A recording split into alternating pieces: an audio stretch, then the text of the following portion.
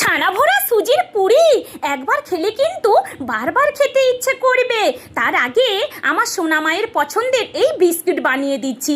মা, পরে তুমি ওই পুরি বানিও, আগে আমার স্পেশাল এই বিস্কিটটা বানিয়ে দাও। কি করব, সোনা মা আমার আবদার করলো, তাই জন্য বানিয়ে দিলাম। সাথে থাকুন বন্ধুরা। সো হ্যালো এভরিওয়ান, সবাই কেমন আছেন? আশা করি ভালোই আছেন। এই যে আজকে সোমবার, আজকে ভাত রান্না হবে না, তাই জন্য এই স্পেশাল পুরি বানিয়ে নিচ্ছি। তার সাথে আছে বেশ সুন্দর সুন্দর স্পেশাল সবজি। দেখতে থাকুন। তার আগে বিস্কিটটা বানিয়ে নিলাম ছানা দিয়ে, সুজি, ময়দা আর মৌফুলি বাদাম থেতো করে দিয়ে, একটু চিনি দিয়ে বেশ ভালো করে টোটা বানিয়ে এই বিস্কিট বানিয়ে নিলাম। আর এই বিস্কিট কিন্তু এক সপ্তাহ তেল ঝারিয়ে ডিবাতে রেখে দিলে বাচ্চারা কিন্তু বেশ ভালো খাবে, দুটো করে বের করে দিলে।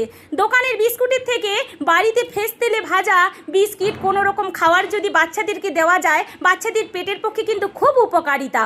তো এইবার আমি বানিয়ে নিচ্ছি সেই স্পেশাল ছানা ভরা পুরির।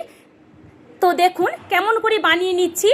সুজি নিলাম, ময়দা নিলাম, দিয়ে বেশ ভালো করে একটুখানি নুন তেল দিয়ে মেখে এইবার ছানাতে চিনি আর এলাচ দিয়ে মেখে বেশ ভালো করে পুরি সাইজের করে ভাজা করতে চলে এলাম।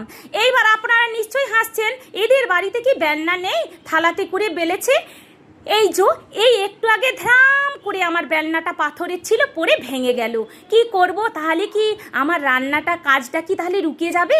না না না, চেষ্টা থাকলে সব হবে। তাই জন্য থালাটা পিছন ধার দিয়ে করে উল্টে দিয়ে থালাতে করে বেলে নিলাম। আর এদিকে আমি গরম গরম ওই পুরীর সঙ্গে খাওয়ার জন্য পটল আলু সবজি বানিয়ে নিলাম।